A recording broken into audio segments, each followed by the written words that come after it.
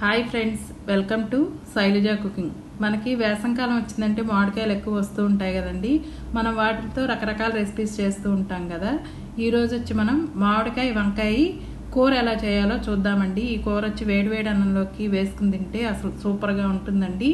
ఇప్పుడు మామిడికాయ వంకాయల కూర కోసం అని నేను 1/2 కేజీ వంకాయలు తీసుకుని శుభ్రంగా కడిగి ముక్కలుగా కట్ చేసుకుని ఉప్పు నీళ్ళలో వేసి పెట్టానండి.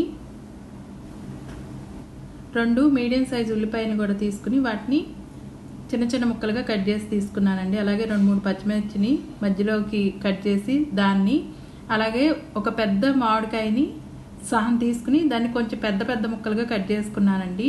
అదే మనం చిన్న మామిడికాయ తీసుకుంటే కనుక ఫుల్ మామిడికాయ వేసుకోవాలండి. పులుపు అప్పుడు కరెక్ట్గా ఉంటుంది మనకి.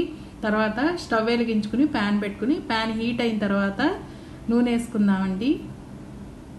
నూనె కాగిన తర్వాత పచ్చిశనగపప్పు 1 స్పూను, మినప్పప్పు 1 స్పూను, ఆవాలు 1/2 స్పూను, జీలకర్ర 1/2 స్పూను వేసేసుకుందామండి. అలాగే 2 ఎండుమిరపకాయలు కూడా తుంపి వేసేసుకుందాం.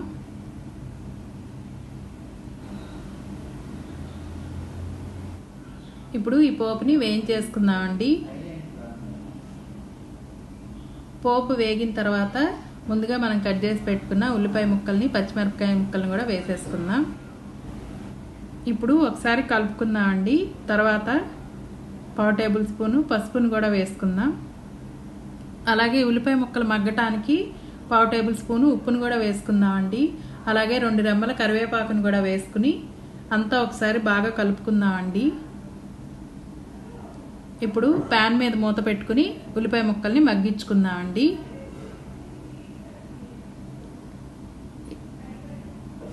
ఓ 2-3 నిమిషాలు అయితే మనకు ఉల్లిపాయ ముక్కలు మగ్గిపోతాయండి. ఇప్పుడు ఉల్లిపాయ ముక్కలు మగ్గినాయో లేదో ఒకసారి చూద్దాము. ఇవ్వండి, ఉల్లిపాయ ముక్కలు మనకి చక్కగా మగ్గిపోయినాయి. తర్వాత ముందుగా మనం కట్ చేసి పెట్టుకున్న వంకాయ ముక్కల్ని వేసేసుకుందామండి. ఇప్పుడు వంకాయ ముక్కల్ని వేసుకున్న తర్వాత మామిడికాయ ముక్కల్ని కూడా వేసేసుకుందాం. పుల్లటి మామిడికాయ పెద్దది తీసుకుని దాంట్లో సగమే తీసుకున్నానండి. ఒకవేళ మనం చిన్న మామిడికాయ తీసుకునేట్టయితే ఫుల్గా వేసుకోవచ్చండి. తర్వాత రుచికి సరిపడా ఉప్పును కూడా వేసేసుకుందాం. ఇప్పుడు ఒకసారి అంతా బాగా కలుపుకుందామండి. ఉప్పు ఈ ముక్కలకన్నిటికీ పట్టేట్టుగా కలుపుకుందాం. స్టవ్ మీడియం ఫ్లేమ్లో పెట్టుకుని ఈ ప్యాన్ మీద మూత పెట్టుకుని కూరని మగ్గించుకుందామండి.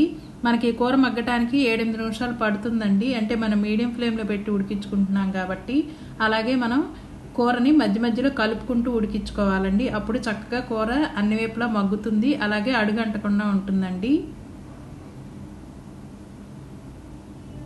ఇప్పుడు ఒకసారి మూత తీసి చూద్దామండి. మనకి కూర మగ్గిందా లేదా అని ఒకసారి చెక్ చేసుకుందాం.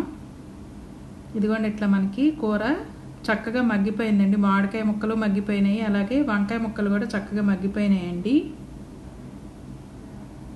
ఇప్పుడు రుచికి సరిపడా కారం వేసుకుందామండి. కారం వేసుకున్న తర్వాత ఒకసారి అంతా కలుపుకుని 1 నిమిషం మగ్గించుకుందాం కూరని. తర్వాత సన్నగా కట్ చేసుకున్న కొత్తిమీరని 1 గుప్పెడు వేసుకుందామండి. కొత్తిమీరని వేసుకున్న తర్వాత ఒకసారి మళ్ళీ కూరని బాగా కలుపుకుందామండి.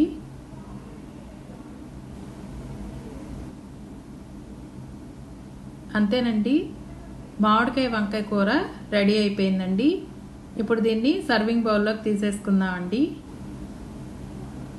ఈ కూర వేడివేడి అన్నంలోకి, చపాతీల్లో కూడా చాలా బాగుంటుందండి.